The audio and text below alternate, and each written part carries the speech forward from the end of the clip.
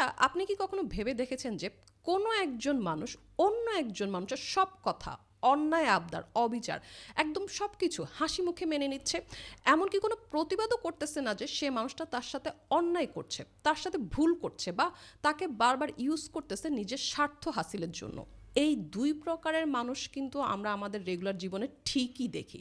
শুনতে ম্যাজিক মনে হলেও ডার্ক সাইকোলজিতে এমন কিছু ম্যানিপুলেশন কৌশল আছে যা দিয়ে মানুষের মস্তিষ্ককে আসলেই হ্যাক করা সম্ভব, তাকে পুরোপুরি ডমিনেট করা সম্ভব।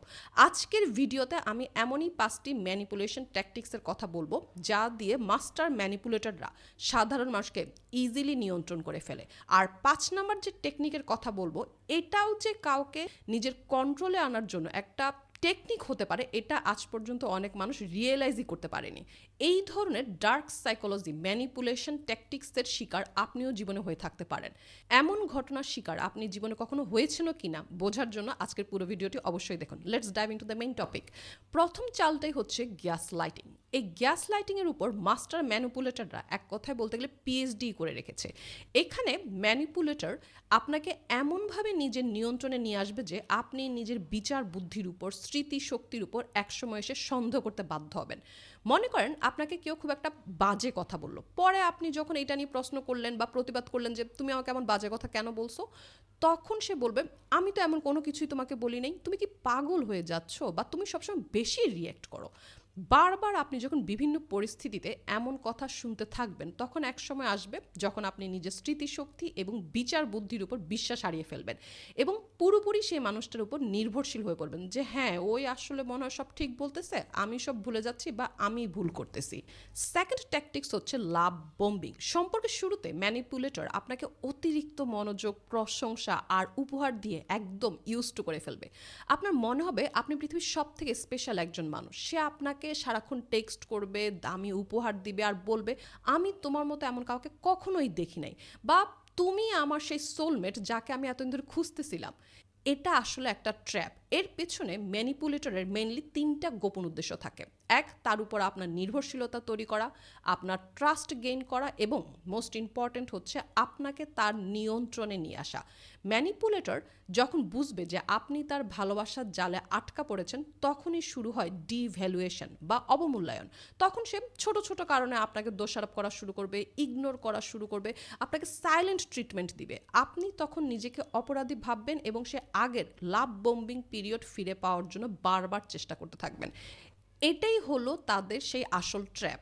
এখন সে আপনার কাছ থেকে যা চায় তা ইজিলি এখন আদায় করে নিতে পারবে, কারণ আপনি অলরেডি এখন তার নিয়ন্ত্রণে চলে এসেছেন। আর বুঝতেই পারতেছেন যে লাভ বম্বিংয়ের মেইন শিকার মূলত মেয়েরাই হয়। 3 নাম্বার ট্যাকটিক্স হলো আইসোলেশন। একজন ম্যানিপুলেটর কখনোই চাইবে না যে আপনার আশেপাশে এমন কেউ থাকুক যারা আপনাকে সত্যটা বোঝাতে পারবে, সত্যটা আপনাকে দেখাতে পারবে। তারা খুব সুকৌশলে আপনার পরিবার, বন্ধুবান্ধব বা শুভাকাঙ্ক্ষীদের সম্পর্কে আপনার মনে বিষ ঢেলে দিবে।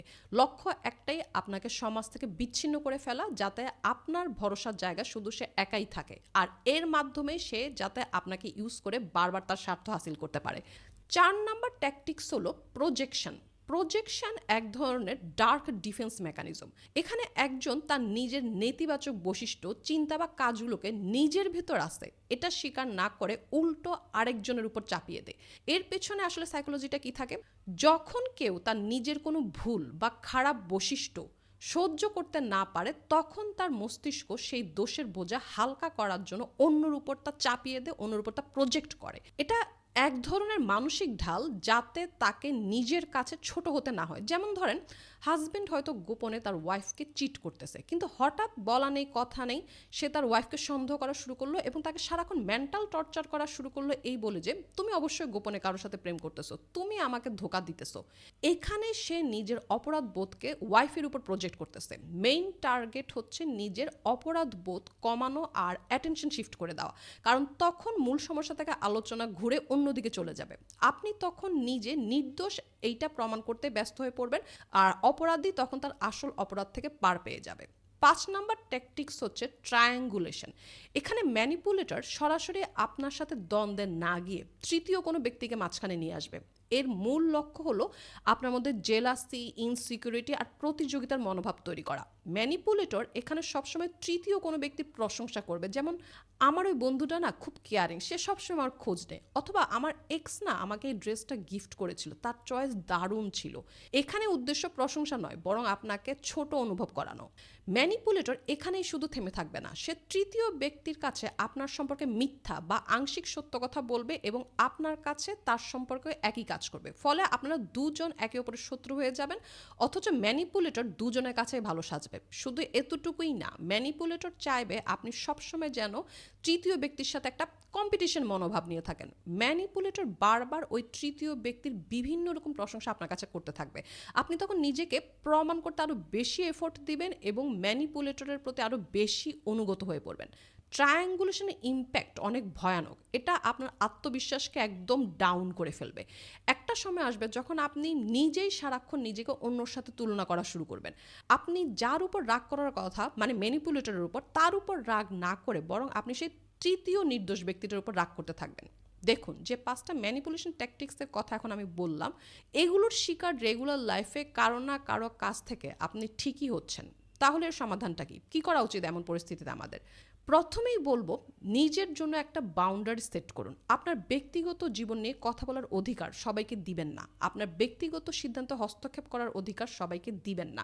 সবার সাথে একটা ভালো সম্পর্ক আপনি অবশ্যই রাখবেন, কিন্তু সেটা আপনার বাউন্ডারি ক্রস করে যেন কখনো না আসে। কেউ যদি আপনার সেই বাউন্ডারি ক্রস করে আপনার ব্যক্তিগত জীবন নিয়ে ফাও আলাপ শুরু করে, আপনি তখনই তাকে এই বিষয়ে সচেতন করে দিবেন যে আপনি তার এই ধরনের লিমিট ক্রস করা পছন্দ করছেন না। সেকেন্ড বিষয় হচ্ছে ট্রাস্ট ইউর গাট।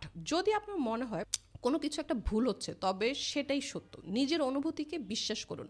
ম্যাক্সিমাম ক্ষেত্রে দেখবেন নিজের অনুভূতিটাই রাইট হয়, তবে অবশ্যই ঠান্ডা মাথায় যুক্তি দিয়ে পুরো বিষয়টা বিবেচনা করতে হবে যে ও কি আসলে আমার ভালো চাচ্ছে নাকি বন্ধুর বেশে শয়তান অবস্থান করছে। মনে রাখবেন, অন্ধ বিশ্বাস, অন্ধ ভালোবাসা আপনার জীবনটাকে একসময় অন্ধকার জগতের দিকেই ঠেলে দিবে। আর ম্যানিপুলেটর এটাই চায় যে আপনি তাকে অন্ধের মতো বিশ্বাস করুন, অন্ধের মতো ভালোবাসুন, যাতে সে সবসময় আপনাকে ব্যবহার করে যেতে পারে। 3 নাম্বার সমাধানটা স্পেসিফিক্যালি আমি ট্রায়াঙ্গুলেশনের ক্ষেত্রে বলবো। ট্রায়াঙ্গুলেশন চেনার সবচেয়ে সহজ উপায় হচ্ছে, যখনই দেখবেন কেউ আপনার সাথে সরাসরি কথা না বলে বারবার তৃতীয় পক্ষকে টেনে আনছে, তখনই আপনি বুঝতে পারবেন যে আপনি ট্রায়াঙ্গুলেশনের শিকার হচ্ছেন। এর প্রতিকার হলো ডোন্ট বাইট দ্য বেট, বা ওইটব গিলবেন না। আপনি যখন অন্য কারোর সাথে প্রতিযোগিতায় নামবেন না, তখন ম্যানিপুলেটর এই খেলাটিকে আর এগিয়ে নিয়ে যেতে পারবে না। শুনুন, আপনার মানসিক শান্তি বজায় রাখার দায়িত্ব আপনার নিজেরই। আসলে এই সিম্পল কথাটা যখন আপনি খুশি খুশি মেনে নেবেন, তখন আপনি অটোই বিভিন্ন ঝামেলায় পড়ার হাত থেকে নিজেকে বাঁচিয়ে রাখতে পারবেন। বোঝা গেল? আজ এই পর্যন্ত। Thanks for watching.